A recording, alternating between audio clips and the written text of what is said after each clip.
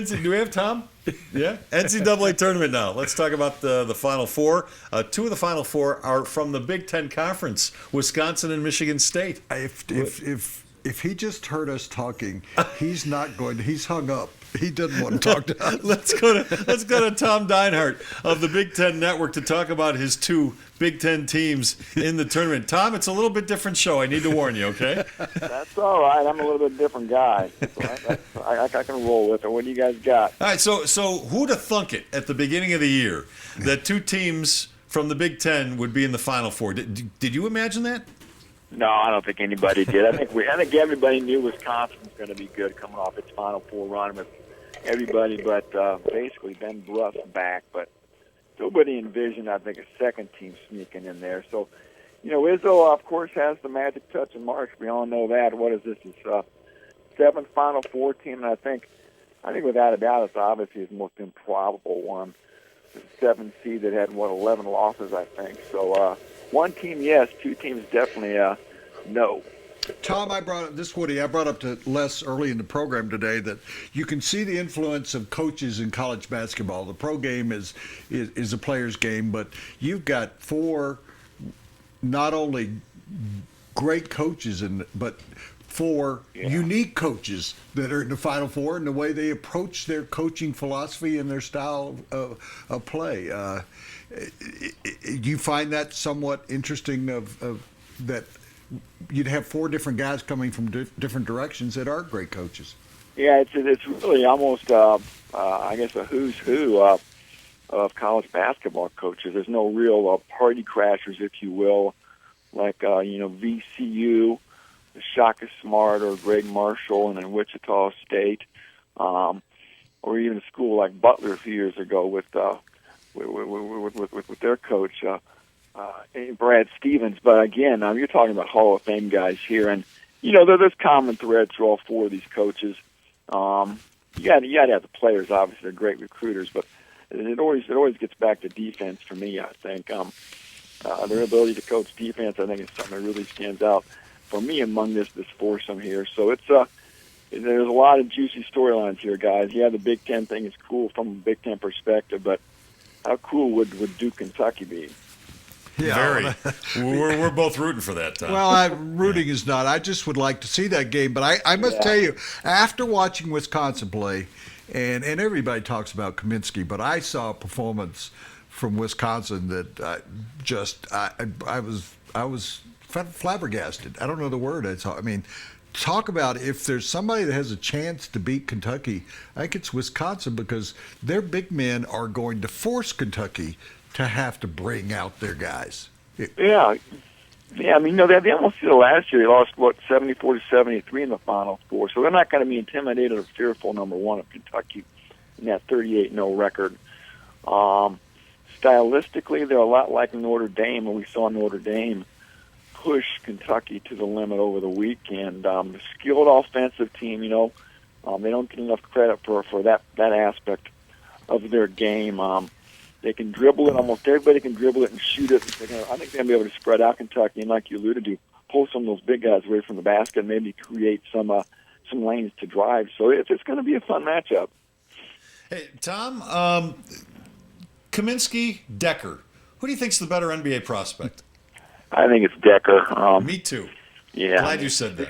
Yeah, 6'8", 6'9". Boy, he can do a little bit of everything. A heck of an athlete. So again, so versatile. He could play that two guard, I think, at the next level. Possibly long range. Put the ball on the floor, get to the basket. Kind of reminds me of Kevin Durant a little bit. Yeah, a little bit. A poor man's Kevin Durant, but he's skilled. There's no doubt about it. Kaminsky's great too in his own right, 7 feet tall. He has a lot of those same skills. He's just not quite as athletic as a guy like Decker. But they always say you need 3 NBA quality players to get to the Final Four. Keep your eye on the third guy for Wisconsin, Bronson Koenig, their sophomore point guard who stepped in for Trayvon Jackson. He's a special player with some special skills who's really, really risen and developed this year. You were talking about Izzo and being, if Reggie Jackson was Mr. October, Izzo seems to be Mr. April almost. But I have been to Final Fours covered Final Fours when he's been there, and I remember distinctly. I said to Les when he played North Carolina. I think that was in Detroit, wasn't it? It seemed like, it was. Yeah, I think it was. Yeah, it was. That I think he's done his best coaching job this year. Obviously, you're right there, and I'm stupid. Yeah. But how would you rank this among the jobs he's done over the years? Yeah, again, there was something coming into the tournament I had alluded to, and something I had written that. Yeah, I think that very thought there that this may be his best coaching job yet. He's had some other teams that came in the tournament as 5 seeds. He's had some other teams that lost key players, like Kalen Lucas got hurt in the second round one year. They still got to the Final Four. But this team, again, double-digit losses, wasn't ranked most of the year, comes in as a 7 seed. Lost to Texas Southern at home in December. At one point in early February, it looked like they weren't even going to make the big dance. Again, here we are, winners of 8 of 9, in the Final Four for the 7th time. I mean, I think again, you can make cases for a couple other Izzo teams, but I still think in my book this one epitomizes his best coaching job yet to date in 20 years at East Lansing. Hey, Tom, Woody and I were quoting some of the stats earlier. Izzo's been to 7 Final Fours since 1999. The next closest guy is Krzyzewski with 4. So he really has been the best coach in college basketball. You can make the case for this century. How about that? Yeah. The greatest coach of the century. How's that? I don't know about that. I don't know about that. Let me give you guys a quickie quiz here. See how up you are on your Big Ten history.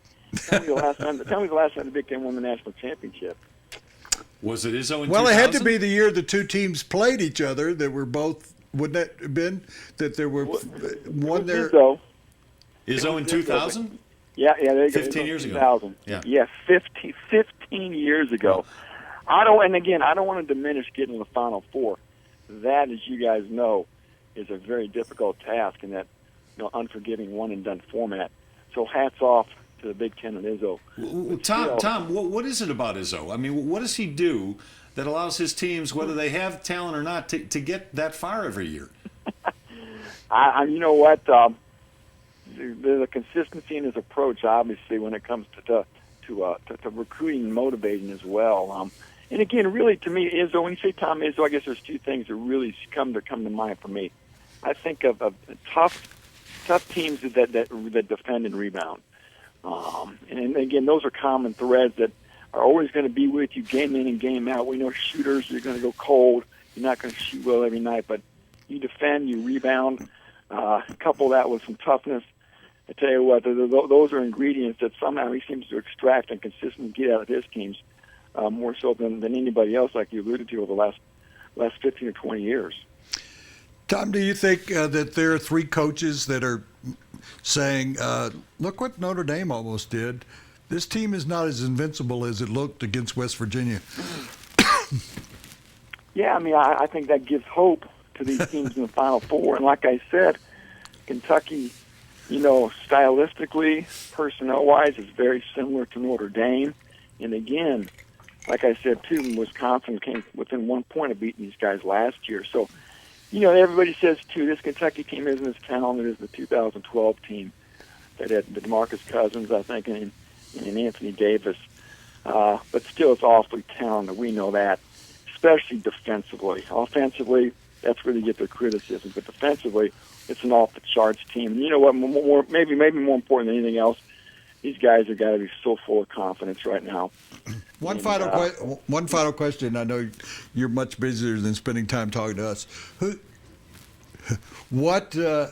going to end up as the quarterback at Ohio State? I was going to ask the exact same thing. Because for those who don't know, Tom also writes college football for the Big Ten Network. Let's bring Arch back, all right?